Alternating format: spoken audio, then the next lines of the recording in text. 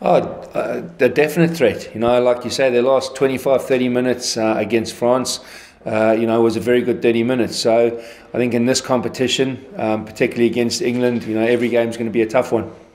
It's not about the record for us. I know it sounds like a cliche. It's just about this game. So, what's happened in the past is almost irrelevant for us. We need to just make sure we focus on this game and get a result out of this game. Well, we worked hard. We trained against Georgia for 2 days on Tuesday and Wednesday.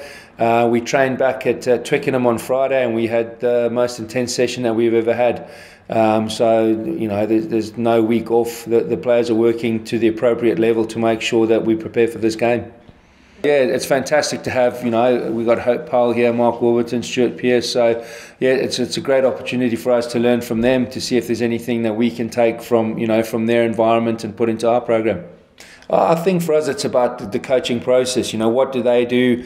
How do they help players recover? How do they help players prepare? How do they coach on the run? So there's not one specific thing, but it's all different little things, different nuggets that we can pick up to make sure that we improve the program going forward. He competes. Joe's a tough competitor. Playing for your country, you need tough competitors. And Joe trains tough, he plays tough, and he brings out the best in the others in the squad. Mako's doing the same thing. So we're fortunate with a lot of players that we've got. Joe's got a competitive edge, and he brings that to the group. And James Haskell slipped straight back into the fold after sort of his disciplinary problems. He missed autumn. Eddie didn't think he was ready to play for England again. So what has he done in the last few months to make you think that he's ready to play for England again? He's improved. He's, like you say, an old dog in new tricks. He's 32. He's gone back to his club after the conversations he's had with Eddie. He's improved himself physically. He's moving better, and he's adding value. He comes into the squad. He adds value to the squad, not just on the pitch, but around to the group. He's got about 77 caps, so he brings good experience. So the big thing for us is post the conversation, what we wanted to see was a reaction, and we feel that we've seen that from Hask. You must have enjoyed working with Georgia last week. What did you take from those sessions in particular? They got a real good attitude and intent to scrummage. It's the forefront of their game. So it was brilliant for us. From a playing group, it was something different. It's against players that they don't often get to play against, to scrummage against. So a completely different experience, and just a good opportunity for the players to learn.